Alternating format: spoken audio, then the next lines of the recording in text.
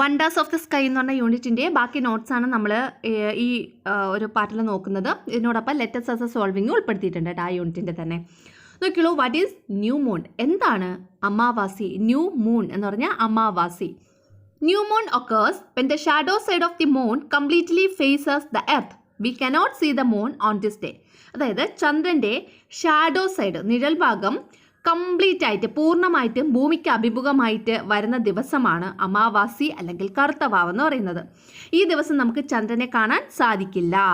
Okay, new moon എന്നതുകൊണ്ട് ഉദ്ദേശിക്കുന്നത് new baby എന്ന് ആലോചിച്ചാൽ മതി. ന്യൂ ബേബി ആകുമ്പോൾ ന്യൂ മൂൺ അല്ലേ? അപ്പോൾ എന്താണ്, വളരെ ചെറുതായിരിക്കും ചന്ദ്രൻ, വളരെ ചെറുതായിരിക്കും. പിന്നീട് വലുതായാണ് എങ്ങോട്ട് പോകുന്നത്? ന്യൂ മൂണിൽ നിന്ന് ഫുൾ മൂണിലോട്ട് പോകുന്നത്. അപ്പോൾ ന്യൂ മൂൺ വളരെ ബേബി മൂൺ എന്ന് ആലോചിച്ചാൽ മതി.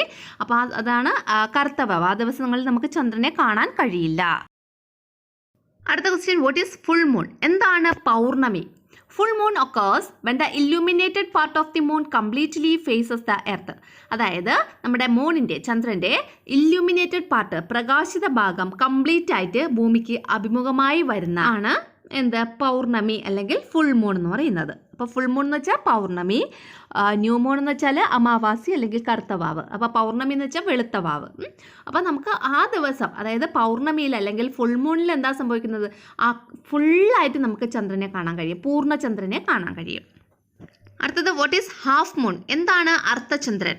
Half moon is seen when the half illuminated and half shadow portion of the moon faces the earth. അതായത് ചന്ദ്രൻ്റെ ഇല്യൂമിനേറ്റഡ് പാർട്ടും ചന്ദ്രൻ്റെ ഷാഡോ പാർട്ടും പകുതി വീതം നമുക്ക് ഭൂമിയിൽ നിന്ന് കാണാൻ കഴിയും. അങ്ങനെയുള്ളതാണ് ഏത്? ഹാഫ് മൂൺ എന്ന് പറയുന്നത്. ചന്ദ്രൻ്റെ പ്രകാശിത ഭാഗത്തിൻ്റെ പകുതിയും നിഴൽ ഭാഗത്തിൻ്റെ പകുതിയും ഭൂമിക്ക് അഭിമുഖമായി വരുമ്പോൾ കാണുന്നതാണ് അർദ്ധചന്ദ്രൻ അല്ലെങ്കിൽ ഹാഫ് മൂൺ. അടുത്ത ക്വസ്റ്റ്യൻ നോക്കിയല്ലോ, observe the picture given below. The two pictures A and B represents the revolution of the moon from new moon to full moon and vice versa. അതായത് ന്യൂ മൂണിൽ നിന്ന് ഫുൾ മൂണിലേക്കും ഫുൾ മൂണിൽ നിന്ന് new മൂണിലേക്കുമുള്ള ചന്ദ്രൻ്റെ എന്താണ് സൈസാണ് നമുക്ക് ഈ രണ്ട് പിക്ചറിലായിട്ട് കാണുന്നത്. പിക്ചർ എ ഉണ്ട്, പിക്ചർ ബി ഉണ്ട്. നോക്കിയോ, ക്വസ്റ്റ്യൻ ഒന്നാമത്തത്, which picture shows the illuminated portion of the moon getting increased when viewed from earth. എർത്തിൽ നിന്ന് നോക്കുമ്പോൾ ഇല്യൂമിനേറ്റഡ് പോർഷൻ ഇൻക്രീസ് ആയി വരുന്നത്, നമ്മുടെ ചന്ദ്രൻ്റെ പ്രകാശിത ഭാഗം ഇല്യൂമിനേറ്റഡ് പോർഷൻ ഇൻക്രീസ് ആയി, അതായത് വലുതായി വരുന്നത് ഏത് പിക്ചറിലാണോ? A പിക്ചറിലാണോ B പിക്ചറിലാണോ? ആരോ കൊടുത്തിട്ടുണ്ട്, ആരോ നോക്കി പറയണം. കണ്ടോ ആരോ കൊടുത്തേക്കുന്നത്? പിക്ചർ എ ആണ് ആൻസർ. അവിടെ പിക്ചർ എയിൽ ആരോ കൊടുത്തേക്കുന്നത് കണ്ടായിരുന്നോ? നമ്മൾ ആദ്യം കാണുന്നത് ന്യൂ മൂൺ ആണ്. അതിൽ നിന്ന് നമ്മുടെ ചന്ദ്രൻ വലുതായി അവസാനം ഫുൾ മൂണിലേക്ക് എത്തുന്നത് കണ്ടോ? അപ്പോൾ പിക്ചർ എ ആണ് ആൻസർ. അടുത്ത ഇതിനോടൊപ്പം വേറൊരു ക്വസ്റ്റ്യൻ ഉണ്ടായിരുന്നു, which picture shows the illuminated portion of the moon getting decreased when viewed from earth. എർത്തിൽ നിന്ന് നോക്കുമ്പോൾ ഇല്യൂമിനേറ്റഡ് പോർഷൻ ഡിക്രീസ് ആവുന്ന പിക്ചർ ഏതെന്ന് ആരോ നോക്കിയിട്ട് പറയണം. ഏതാണ്? പിക്ചർ ബി ആണ് അങ്ങനെ ഡിക്രീസ് ആവുന്നത്. നോക്കൂ, ആരോ ആദ്യം കൊടുത്തേക്കുന്നത് ഈസ്റ്റ് സൈഡിൽ കണ്ടോ, അവിടെ കൊടുത്തേക്കുന്നത് ഫുൾ മൂണാണ്. അത് കഴിഞ്ഞിട്ട് അത് ചെറുതായി ന്യൂ മൂണിലേക്ക് എത്തുന്നു കണ്ടോ? അപ്പോൾ ഇതാണ് ആ രണ്ട് പിക്ചർ വെച്ചിട്ടുള്ള ക്വസ്റ്റ്യൻ എന്ന് പറയുന്നത്.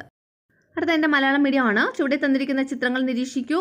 അമാവാസി മുതൽ പൗർണമി വരെയും പൗർണമി മുതൽ അമാവാസി വരെയുമുള്ള ചന്ദ്രൻ്റെ പരിക്രമണം രണ്ട് ചിത്രങ്ങളിലായി നൽകിയിരിക്കുന്നു. ഏത് ചിത്രത്തിലാണ് ചന്ദ്രൻ്റെ പ്രകാശിത ഭാഗം ഭൂമിയിൽ നിന്ന് നോക്കുമ്പോൾ വർദ്ധിച്ചു വരുന്നതായി കാണുന്നത്?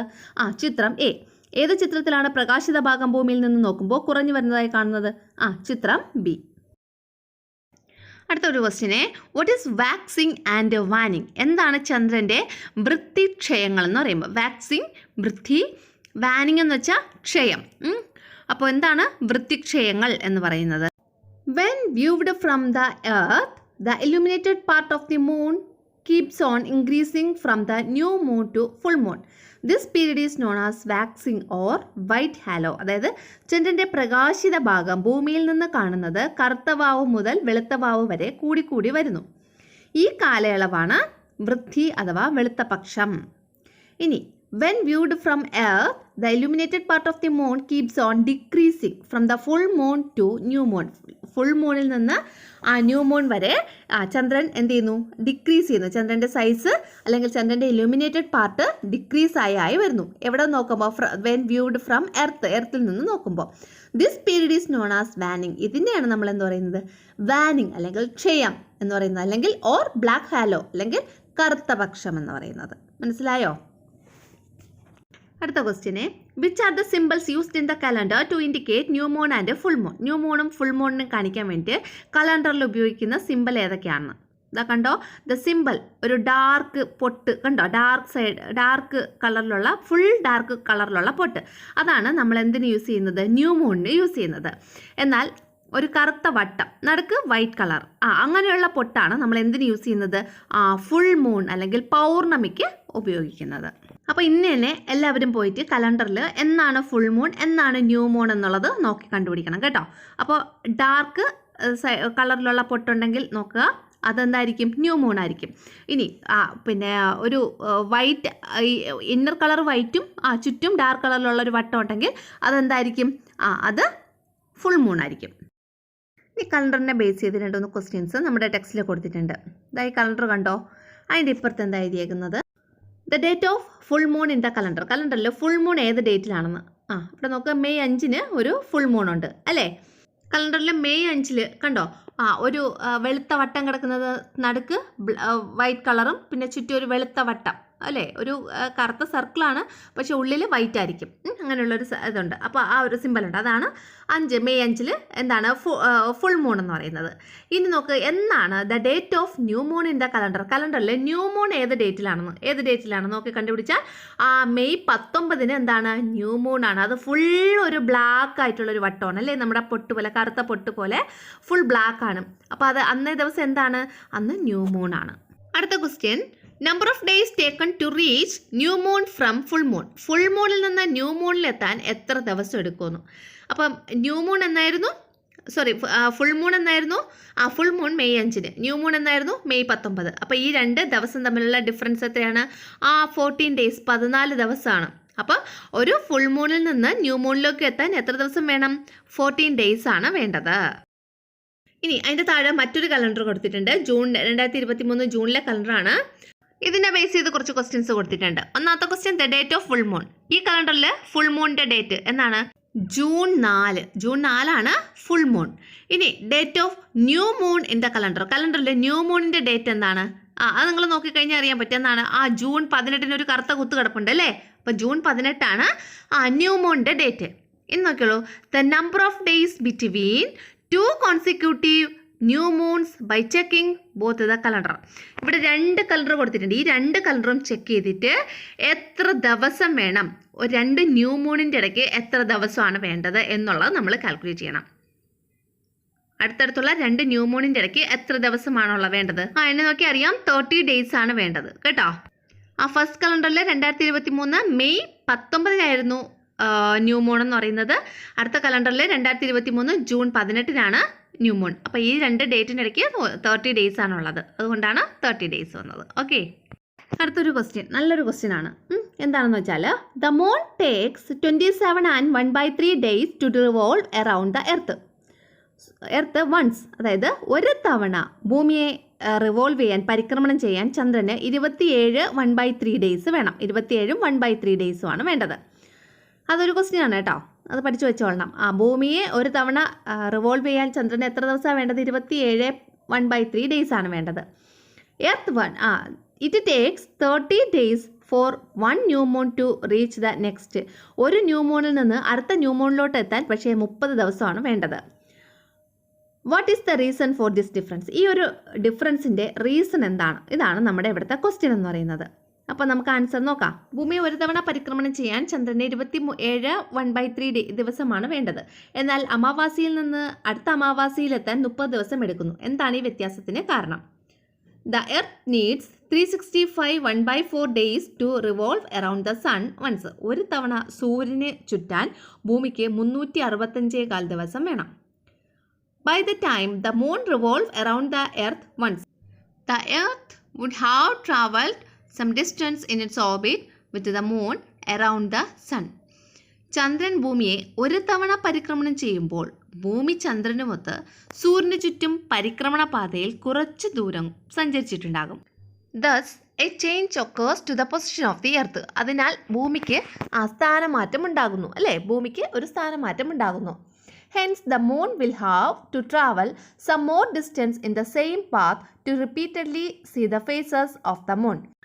ഭൂമിക്ക് ഇങ്ങനെ ഈ സ്ഥാനമാറ്റം ഉണ്ടാകുന്നത് കൊണ്ട് നമുക്ക് ചന്ദ്രനെ ഭൂമിയിൽ നിന്നുകൊണ്ട് ചന്ദ്രനെ കാണാൻ വേണ്ടിയിട്ട് ചന്ദ്രനെ നമുക്ക് കാണണമെങ്കിൽ കുറേ കൂടി ഡിസ്റ്റൻസ് ചന്ദ്രൻ സഞ്ചരിക്കേണ്ടി വരുന്നു അല്ലേ, കുറേ കൂടി ഡിസ്റ്റൻസ് ചന്ദ്രൻ സഞ്ചരിക്കേണ്ടി വരുന്നു. അതാണ് പറഞ്ഞിട്ടുള്ളത്, the moon will have to travel some more distance, കുറച്ചുകൂടി ദൂരം ചന്ദ്രൻ സഞ്ചരിക്കേണ്ടി വരുന്നു. നമുക്ക് ഈ ചന്ദ്രൻ്റെ ഫേസസ് ഭൂമിയിൽ നിന്ന് കാണണമെങ്കിൽ. അപ്പോൾ it takes more than 2 days for this, ഇതിന് വേണ്ടിയിട്ട് ഒരു 2 ദിവസം അധികം എടുക്കുന്നു. ദാറ്റ് ഈസ് വൈ, അതുകൊണ്ടാണ് it takes 29.5 days from one new moon to the next new moon. ഒരു ന്യൂ മൂണിൽ നിന്ന് അടുത്ത ന്യൂ മൂണിലേക്ക് 29.5 ദിവസം എടുക്കുന്നത്. അപ്പോൾ അവിടെ എത്രയാണ്? സാധാരണ 27 1/3 days ആണ്, അത് 29.5 days ആവുന്നു. അപ്പോൾ അവിടെ എത്ര ദിവസത്തിൻ്റെ ഡിഫറൻസാണ് വരുന്നത്? 2 ദിവസത്തിൻ്റെ ഡിഫറൻസാണ് വരുന്നത് കേട്ടോ. അപ്പോൾ നേരത്തെ കാണിച്ച ആ സ്ലൈഡിൽ നിങ്ങൾക്ക് വായിക്കാൻ ബുദ്ധിമുട്ടുണ്ടെങ്കിൽ ഈ സ്ലൈഡിൽ നോക്കിയാൽ കുറച്ചുകൂടെ ക്ലിയർ ആയിട്ട് നിങ്ങൾക്ക് വായിക്കാൻ പറ്റും കേട്ടോ. അപ്പോൾ നമുക്ക് ലെറ്റ്സ് അസസ് ക്വസ്റ്റ്യൻസ് നോക്കാം. Observe the picture, check the orbital path of the moon around the earth and complete the table below. നമ്മുടെ ഓർബിറ്റൽ പാത്ത് ഓഫ് ചന്ദ്രൻ്റെ ഓർബിറ്റൽ പാത്ത് നോക്കിയിട്ട് നമ്മൾ താഴെ തന്നിട്ടുള്ള ഈ പട്ടിക കംപ്ലീറ്റ് ചെയ്യാനാണ് പറഞ്ഞിട്ടുള്ളത്. സൂര്യന് ചുറ്റുമുള്ള ചന്ദ്രൻ്റെ ഓർബിറ്റൽ പാത്ത് നോക്കിക്കോളൂ. The starting position of the lunar eclipse, ചന്ദ്രഗ്രഹണം തുടക്കം ഏത് പൊസിഷനിലാണ്? നമ്മുടെ ABCDE അങ്ങനെ 5 പൊസിഷൻസ് ഉണ്ട്. എവിടെയാണ് ചന്ദ്രഗ്രഹണം തുടങ്ങുന്നത്, ലൂണാർ എക്ലിപ്സ് സ്റ്റാർട്ട് ചെയ്യുന്നത്? B പൊസിഷനിൽ അല്ലേ. B പൊസിഷനിലെത്തുമ്പോഴാണല്ലോ the position of the complete lunar eclipse, പൂർണ്ണമായിട്ടുള്ള ചന്ദ്രഗ്രഹണം എവിടെയാണ് നടക്കുന്നത്? അത് C എന്ന് പറയുന്ന പൊസിഷനിലെത്തുമ്പോൾ. The position where the lunar eclipse end, lunar eclipse അല്ലെങ്കിൽ ചന്ദ്രഗ്രഹണം എൻഡ് ആവുന്നത് ഏത് പൊസിഷനിലാണ്? അത് D പൊസിഷനിൽ. ചിത്രം നിരീക്ഷിക്കൂ. ഭൂമിയെ ചുറ്റുന്ന ചന്ദ്രന്റെ പരിക്രമണ പാത പരിശോധിച്ച് താഴെ കൊടുത്തിരിക്കുന്ന പട്ടിക പൂർത്തിയാക്കുക. ചന്ദ്രഗ്രഹണം തുടങ്ങുന്ന സ്ഥാനം, ചന്ദ്രഗ്രഹണം പൂർണ്ണമാവുന്ന സ്ഥാനം, ചന്ദ്രഗ്രഹണം അവസാനിക്കുന്ന സ്ഥാനം. ഏതൊക്കെയാണ്? തുടങ്ങുന്ന സ്ഥാനം B, പൂർണ്ണമാകുന്ന സ്ഥാനം C, പിന്നെ ചന്ദ്രഗ്രഹണം അവസാനിക്കുന്ന സ്ഥാനം D. അടുത്ത ലെറ്റ്സ് അസസിൽ രണ്ടാമത്തെ ക്വസ്റ്റ്യൻ ആണ്. Observe the picture and complete the table by matching the boxes approximately. ഇവിടെ ഒരു പിക്ചർ കൊടുത്തിട്ടുണ്ട്, കണ്ടല്ലോ. അതായത് ന്യൂ മൂണിൽ നിന്ന് ഫുൾ മൂണിലോട്ടുള്ള ചന്ദ്രൻ്റെ യാത്ര, അതാണ് കൊടുത്തിട്ടുള്ളത് ചിത്രം. When the moon reaches the position D എന്ന് പറയുന്ന പൊസിഷനിൽ മൂൺ എത്തുമ്പോൾ അതെന്താണ്? അത് ന്യൂ മൂൺ ആണല്ലോ. അടുത്ത when the moon reaches the position ഇയിലാണ് എത്തുന്നതെങ്കിലോ അത് ഹാഫ് മൂൺ ആണ് അല്ലേ. ഇയിലാകുമ്പോൾ ഹാഫ് മൂൺ ആണ്. അടുത്ത when the moon reaches the position F ആവുമ്പോൾ അത് ഫുൾ മൂൺ. ഓക്കെ ആണല്ലോ. അടുത്ത വിലയിരുത്താം ചോദ്യങ്ങളിലെ മൂന്നാമത്തത്, some statements are given below, tick the correct ones. ചില പ്രസ്താവനകൾ തന്നിട്ടുണ്ട്, അതിൽ കറക്റ്റിന് നമ്മൾ ടിക്ക് ചെയ്യണം, തെറ്റായിട്ടുള്ളതിന് ഞാൻ ക്രോസ് മാർക്ക് കൂട്ടിയിട്ടുണ്ട് കേട്ടോ. ഒന്നാമത്തെ question, a full moon is the day when the part of the moon on which the sunlight falls is completely visible from the earth. സൂര്യപ്രകാശം പതിക്കുന്ന ചന്ദ്രൻ്റെ ഭാഗം ഭൂമിയിൽ നിന്ന് പൂർണ്ണമായും കാണാൻ കഴിയുന്ന ദിവസമാണ് പൗർണമി അല്ലെങ്കിൽ ഫുൾ മൂൺ. അത് എന്താണ് കൊടുക്കേണ്ടത്? ടിക്കാണോ ക്രോസ് ആണോ? അത് ടിക്കാണ് കൊടുക്കേണ്ടത്. അതൊരു ശരിയായ പ്രസ്താവനയാണ് അല്ലേ. അപ്പോൾ അവിടെ ടിക്ക് കൊടുക്കാം. രണ്ടാമത്തെ statement, the waxing crescent moon is visible over head at sunset. അതായത് സൺസെറ്റ് സമയത്ത്, അസ്തമന സമയത്ത് വൃദ്ധിയിലെ അർദ്ധചന്ദ്രൻ, വാക്സിംഗ് സമയത്തുള്ള അർദ്ധചന്ദ്രൻ ഹാഫ് മൂൺ നമുക്ക് നമ്മുടെ തലയ്ക്ക് മുകളിൽ, ഓവർ ഹെഡ് നമ്മുടെ തലയ്ക്ക് മുകളിൽ ദൃശ്യമാകുന്നു. ഈ സ്റ്റേറ്റ്മെൻറ്റ് എന്താണ്? അത് ശരിയായിട്ടുള്ള സ്റ്റേറ്റ്മെൻ്റ് ആണ്. നമുക്ക് ആ പിക്ചർ കണ്ടാൽ തന്നെ അറിയാം. നമ്മുടെ ഭൂമി ഇരിക്കുന്നു, അതിൽ ഈ നമ്മുടെ ഹാഫ് മൂൺ വരുമ്പോൾ അതെവിടെയാണ് ഇരിക്കുന്നത്? ഭൂമിയുടെ തൊട്ട് മുകളിൽ, നടുക്കായിട്ട് ഭൂമിയുടെ മുകൾ ഭാഗത്ത് അല്ലേ. അതപ്പോൾ നമ്മുടെ തലയ്ക്ക് മുകളിലല്ലേ നമ്മുടെ അർദ്ധചന്ദ്രൻ അല്ലെങ്കിൽ ഹാഫ് മൂൺ കാണപ്പെടുന്നത് അല്ലേ.